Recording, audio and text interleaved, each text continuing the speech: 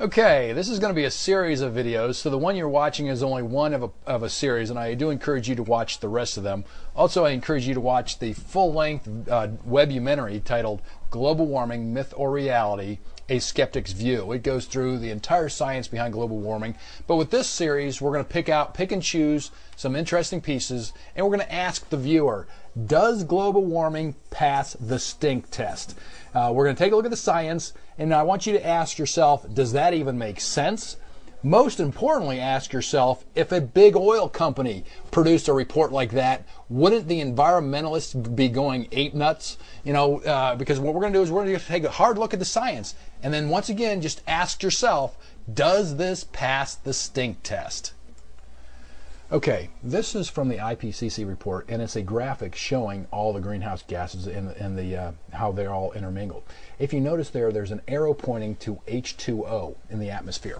Okay, water vapor is recognized in the IPCC report as being one of the most significant greenhouse gases. All right, so the thing I want to get across here is the IPCC in one of their graphs recognizes water vapor as a significant greenhouse gas. There's some lower arrows down at the bottom, and they're pointing to where it describes CO2. The IPCC report describes CO2 as a quote-unquote trace gas. Okay? Now, let's take a look at the second chart.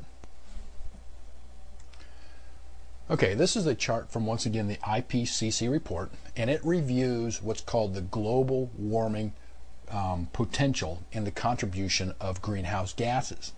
Unfortunately, you can't see it on this chart. I encourage you to go download the IPCC report yourself, but as you can see, it has a bunch of bar charts and a bunch of levels. The one thing you will not see when you download this presentation is water vapor. Somehow they ignore the most significant greenhouse gas out there when they're reviewing the studies and the findings. So once again, in order to make their case, they have to ignore some of the most significant variables out there. This is the most bizarre thing that I've found. Okay, now let's say you're going to create a model, and let's say it's going to be about weight loss. If you're going to do a model on weight loss, you would want to go out there and study exercise, caloric intake, and maybe the type of shoes that they're wearing, right? In order to have any good of a solid foundation for a conclusion, you would have to have a clear understanding of each and every one of the most significant variables of the model. Well, in fact, the IPCC doesn't, all right? Because in order to do that, you would have to know the relative contributions of each one of the greenhouse gases. Now, they recognized water vapor as a greenhouse gas, so you would think that they'd understand the contribution that it has. Well, they don't. If you read the IPCC report, you'll see that they don't assign what's called a global warming potential to water vapor. All right? Now, this global warming potential of CO2 is 1, and then all other greenhouse gases are put in relative terms to carbon dioxide. It's called a global warming potential, or a GWP. For the IPCC report, they claim they do not have a global warming potential for water vapor.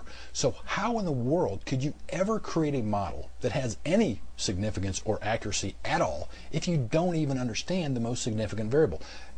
The best example I can give of this is the example of weight loss. Let's say I go out there and I do a study, and I measure all my people, and I measure the type of shoes that they wear. And I totally ignore caloric intake and exercise. Now, more than likely, the people that exercise a lot will be wearing Nikes. People that don't will be wearing dress shoes. So my conclusion would clearly be that wearing Nikes causes you to lose weight. Anyone with an ounce of common sense would know that's absolutely insanity. The type of shoes you wear is insignificant. In fact, if these exercise people wore dress shoes and ran, they would lose weight too. They just would be uncomfortable.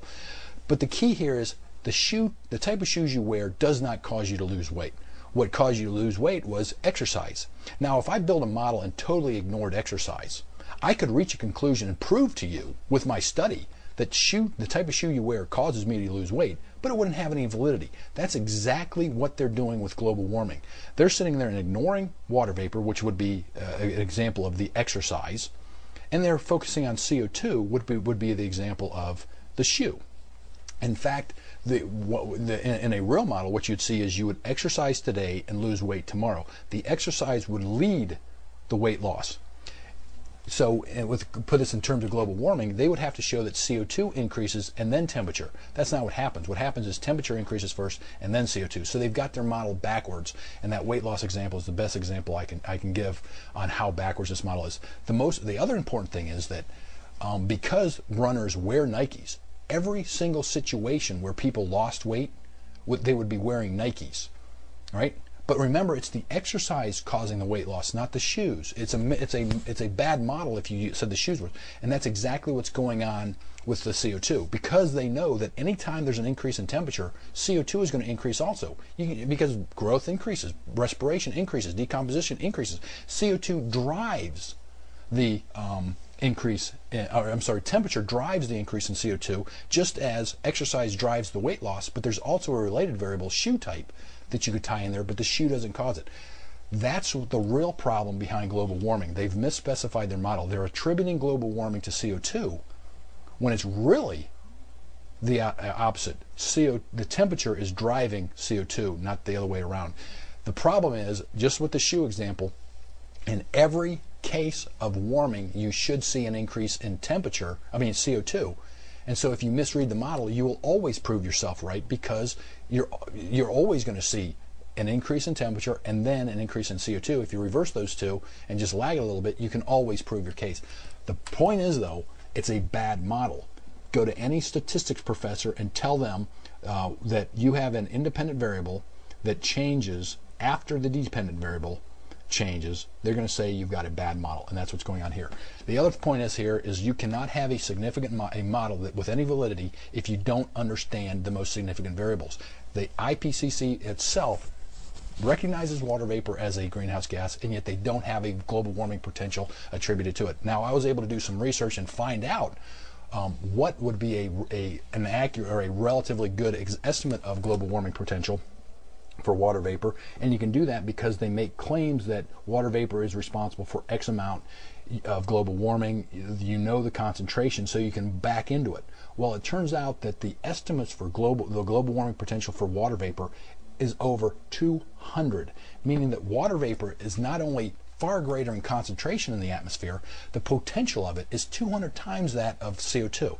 So it becomes evident that there's no way, given that kind of a model, you could have any kind of a valid model if you ignore one factor that is 200 times, not only 200 times more potent, but probably about 200 times more prevalent in global warming than CO2.